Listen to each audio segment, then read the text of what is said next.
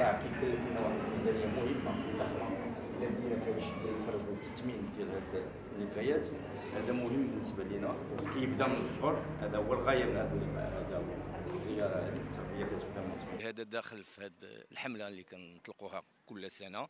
هذه ماشي وليدات اليوم. مدارس خضراء طلقناها في بدايه الولايه في 2021. كنزوروا مدارس عموميه باش نعلموا ولا نعاونوا ولا نمروا واحد الرساله بالنسبه للاطفال ديال عمليه الفرز. الكل كيعرف بان التربيه كتبدا من الصغر. هذه العمليه ديال الفرز راه شفتوا الحاويات الصفر والحاويات الخضر. حاويات الصفر اللي داروا فيهم كل الماده اللي هي قابله للدوران، بحال البلاستيك، بحال الحديد، بحال الالومنيوم، بحال الكرتون، بحال الكاغيط الورق.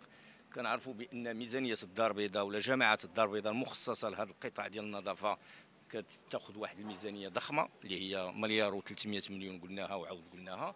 واخا تم تثمين الميزانيه ديال مدينه الدار البيضاء اللي دازت من 3 المليار ونص. كتصوروا قبل كانت 3 المليار ونص فاش جينا في بدايه الولايه.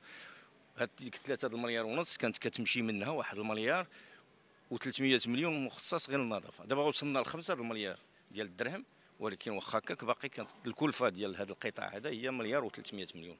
كما قلت قبيله باننا بحال كنلوحوا الفلوس من الشراجم.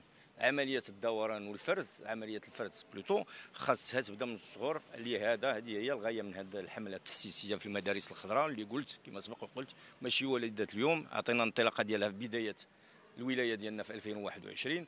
قلنا بان درنا واحد البروجي بيلوت، واحد النموذج اللي درناه مع هذوك الاقامات المحروسه اللي فيها السنديك في جميع المقاطعات، وحطينا جوج الحاويات. مع الاسف ما عطاتش هذاك النتيجه اللي كنا كنتسناو، حيت خصنا نعرفوا بان في المدن في الدول الاخرى والمدن الكبرى لا الاوروبيه خصوصا الاوروبيه ولا في امريكا كاين 4 حتى 5 ولا 3 الحاويات اللي كيكون فيهم عمليه الفرز.